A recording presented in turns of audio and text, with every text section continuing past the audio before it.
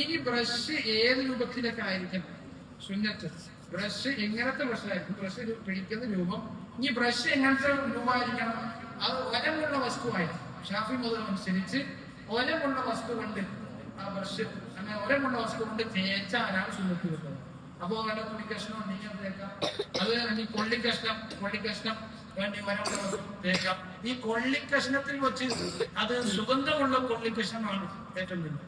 സുഗന്ധമുള്ള കൊള്ളിക്കഷ്ണത്തിൽ വെച്ച് ഏറ്റവും അഫ്വലായത് അറാക്കാണ്. അപ്പൊ ഏറ്റവും മുന്തിയത് അറാക്കാം.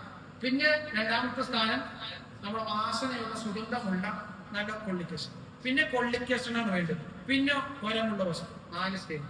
ഒന്ന് അറാക്ക്, പിന്നെ സുഗന്ധമുള്ള കൊള്ളിക്കഷ്ണം, പിന്നെ സുഗന്ധമില്ലാത്ത നോർമൽ കൊള്ളിക്കഷ്ണം, അതുപോലെ തന്നെ ഒരമുള്ള വസ്തു. 4.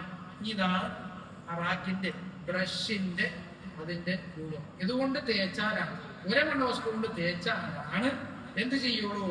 നമുക്ക് സുന്നത്ത് കിട്ടും. കൈ കൊണ്ട് വെല്ലോണ്ട് തേച്ച സുന്നത്ത് കിട്ടില്ല. വെല്ലോണ്ട് തേച്ചാൽ ഷാഫി മദ്ഹബ് പ്രകാരം സുന്നത്ത് കിട്ടുകയില്ല.